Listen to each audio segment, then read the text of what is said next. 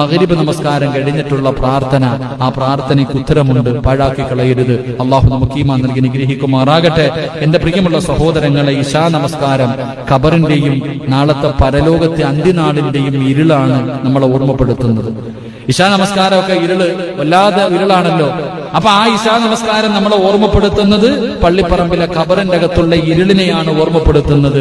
അപ്പൊ ഇശാ നമസ്കാരം ഏതെങ്കിലും ഒരു മനുഷ്യൻ നിസ്കരിച്ചാൽ അവന്റെ ഖബറും മുഖവും അള്ളാഹു പ്രകാശിപ്പിക്കുമെന്ന് ആദരവായ പ്രവാചകൻ നബി മുഹമ്മദ് മുസ്തഫ സല്ലല്ലാഹു അലൈഹി വസല്ലം മരിച്ചു കിടക്കുമ്പോ ചിരിച്ചുകൊണ്ടും കിടക്കാം, ഖബറിന്റെ അകത്ത് പോയി കിടക്കുമ്പോ പ്രകാശവും അള്ളാഹു നൽകും. അള്ളാഹു നൽകി അനുഗ്രഹിക്കുമാറാകട്ടെ. എന്റെ പ്രിയമുള്ള സഹോദരങ്ങളെ, സുബഹി വല്ലാതെ പ്രയാസമുള്ള നമസ്കാരമാണ്. കാരണം നല്ല ഉറക്കത്തിൽ കിടക്കുന്ന നമസ്കാരമാണ്. ഏതെങ്കിലും ഒരു മനുഷ്യൻ സുബഹി നമസ്കാരം ജമാഅത്തായി നിസ്കരിച്ചാൽ അള്ളാഹു അവനെ മുനാഫിക്കീങ്ങളിൽ നിന്ന് രക്ഷപ്പെടുത്തും.